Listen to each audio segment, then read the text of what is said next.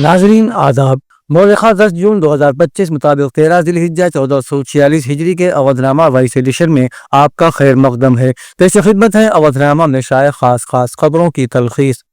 शुमाली हिंद में शदीद गर्मी ने लोगों का जीना मुहाल बना रखा है। महकमा मौसमियात ने वार्निंग दी है कि अगले 5 दिनों तक शुमाली हिंद में जबरदस्त गर्मी पड़ेगी। उत्तर प्रदेश में मशरिक से मगरिब तक शदीद गर्मी का सिलसिला जारी है। पीर को बुंदेलखंड, आगरा डिवीजन और दिल्ली एनसीआर शदीद गर्मी के साथ हेट वेव की लपेट में रहे। झांसी और आगरा में पारा 45 डिग्री सेल्सियस को पार कर गया। महकमा मौसमियात ने मंगल को आगरा, झांसी, मथुरा, अलीगढ़, हाथरस, फिरोजाबाद, इटावा, जालौन, हमीरपुर, महोबा और यूपी के ललितपुर में शदीद गर्मी की लहर के लिए ऑरेंज अलर्ट जारी किया है।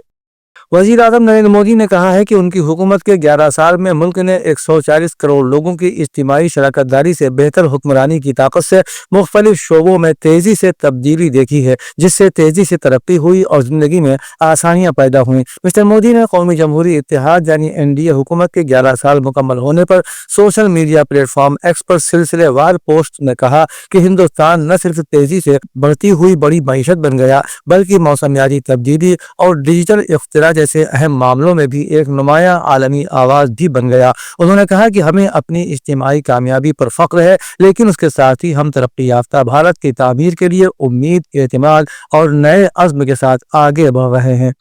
सुप्रीम कोर्ट ने इलाहाबाद हाई कोर्ट के जस्टिस शेखर यादव के खिलाफ इस साल शुरू की जाने वाली दाखिली जांच के अमल को मनसूख कर दिया है। मामले से जुड़े जराये ने बताया कि मुसलमानों पर काबिल एतराज तबसरा करने और मुल्क को अक्सरियत के हिसाब से ही चलना होगा जैसे बयान देकर तनाज़े में फंसे जस्टिस शेखर यादव की जांच को लेकर राज्यसभा ने सुप्रीम कोर्ट को एक मकतूब लिखा है, जिसमें कहा गया है कि राज्यसभा इस मामले पर जाँच करने के लिए खुसूसी अख्तियार रखता है। जस्टिस शेखर यादव ने गुज़श्ता साल दिसंबर में विश्व हिंदू परिषद के एक प्रोग्राम में मुसलमानों के खिलाफ मुतनाज़िया बयान दिया था। इत्तला के मुताबिक मामले से वाकिफ लोगों ने तस्दीक की है कि उस वक्त के सीजेआई जस्टिस संजीव खन्ना ने इलाहाबाद हाई कोर्ट के चीफ जस्टिस की रिपोर्ट के मद्देनजर जज के रवैये की जांच करने के लिए अमल शुरू किया था। हालांकि मार्च में राज्यसभा सेक्रेटेरिएट से मिले मकतूब के बाद उसकी जांच रोक दी गई थी। उत्तर प्रदेश में शदीद गर्मी के दरमियान बिजली की मांग बढ़ गई है। ये मांग 8 जून की रात बिजली की खपत 30,000 मेगावाट से ऊपर चली गई। उम्मीद है कि इस साल ज्यादा से ज्यादा मांग 32,000 मेगावाट तक जाएगी।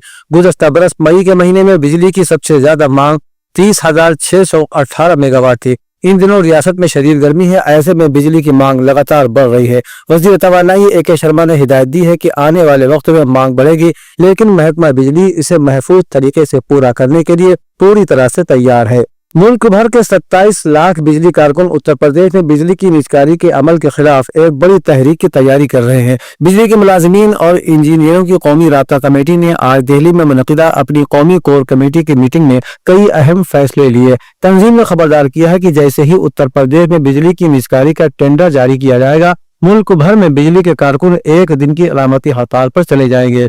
तंजीम ने यह भी ऐलान किया है कि 2 जुलाई को उत्तर प्रदेश के बिजली कारकुनों की हिमायत में मुल्क के तमाम जिलों में जबरदस्त एहतजाजी मुजाहिरे किए जाएंगे। इसके अलावा उत्तर प्रदेश में बिजली की जारी निजकारी के खिलाफ 9 जुलाई को मुल्क भर के तमाम बिजली मुलाजिमीन मुल्क गिर हड़ताल पर जाएंगे। एक और खबर के मुताबिक विद्युत कर्मचारी ज्वाइंट संघर्ष समिति 22 जून को लखनऊ में बिजली महापंचायत मुनक़िद करेगी। इसमें मुल्क भर से किसान और सारिफीन की तंजीमें शिरकत करेंगी। ओहदेदारों ने बताया है कि महापंचायत के ऐलान के बाद कई तंजीमों ने कमेटी से राब्ता किया है। बिजली मुलाजिमीन ने तमाम जिलों और राजधानी में मीटिंगें की हैं और निजकारी के खिलाफ तहरीक को मजीद तेज और मजबूत बनाने की हिकमत अमली बनाई है। इतवार को होने वाले कमेटी के ओहदेदारों की मीटिंग में गुज़श्ता 6 माह से जारी तहरीक का जायजा लिया गया। इसके अलावा 22 जून को लखनऊ में होने वाली महापंचायत पर भी तबादला ख्याल किया गया। इस दौरान ओहदेदारों ने तहैया किया कि निजकारी किसी भी कीमत पर कबूल नहीं की जाएगी।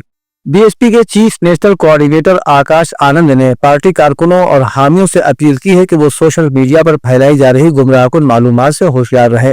आकाश आनंद ने कहा कि कुछ जाली social media handle BSP IT cell के नाम से व्हाट्सएप ग्रुप बनाने की अपील कर रहे हैं, जिसमें कारकुनों से उनके मोबाइल नंबर और दीगर जाती मालूमात मांगी जा रही हैं। इस सिलसिले में आकाश आनंद ने पोस्ट के जरिए कहा कि बहुजन समाज पार्टी में IT सेल नाम का कोई इदारा या यूनिट नहीं है। पार्टी एक मिशनरी तहरीक है जिसकी असल ताकत उसके कारकुनान है। अवधनामा के जहानुमा सफर के मुताबिक इसराइली हमले में गुज़श्ता 24 घंटों के दौरान गजा की पट्टी में 47 अफराद शहीद और तकरीबन 400 से ज्यादा जख्मी हो गए। یہ اطلاع فلسطینی وزارت صحت کے اعلان میں دی گئی ہے۔ وزارت نے اپنے ٹیلی گرام چینل پر بتایا کہ غزہ کے اسپتالوں میں 47 شہداء اور 388 کے قریب زخمی لائے گئے ہیں۔ دوسری خبر رساں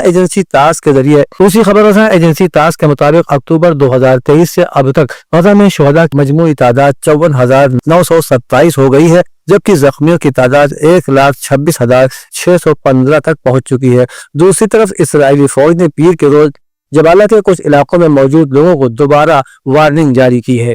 پاکستان کے سابق وزیر خارجہ اور پاکستان پیپلز پارٹی کے چیئرمین بلاول بھٹو زرداری نے واضح کیا ہے کہ پاکستان پڑوسی ملک کے ساتھ مسائل کے حل کے لیے ڈائلاگ اور سفارت کاری پر یقین رکھتا ہے۔ ہندوستان پاکستان کے 24 کروڑ عوام کا پانی بند کرنے کی دھمکی دے کر اقوام متحدہ کے چارٹر کی خلاف ورزی کر رہا ہے۔ انہوں نے کہا کہ سیز فائر ہو گیا لیکن امن ابھی بھی نہیں ہوا۔ اگر ہندوستان یا کشمیر میں کوئی دہشت گردانہ حملہ ہوتا ہے تو چاہے ثبوت ہو یا نہ ہو، وہ واقعہ جنگ کا پیش خیمہ ثابت ہو سکتا ہے۔ بلاول بھٹو نے مزید کہا کہ پاکستان ڈائلاگ اور سفارت کاری پر یقین رکھتا ہے تاکہ تمام مسائل پر بات چیت ممکن ہو سکے۔ انہوں نے کہا کہ ہندوستان پانی کو بطور ہتھیار استعمال کرتے ہوئے 24 کروڑ پاکستانی عوام کو دھمکی دے رہا ہے۔ پڑوسی ملک کا یہ قدم اقوام متحدہ کے چارٹر کی خلاف ورزی ہے۔ امریکہ کے صدر ڈونلڈ ٹرمپ نے اپنے سابق مشیر ایلون مسک کو اپوزیشن جماعت ڈیموکریٹس کو فنڈ دینے سے پہلے خبردار کیا ہے۔ الجزیرہ پر شائع رپورٹ کے مطابق ڈونلڈ ٹرمپ نے حالیہ انٹرویو میں ایلون مسک کو متنبہ کیا ہے کہ اگر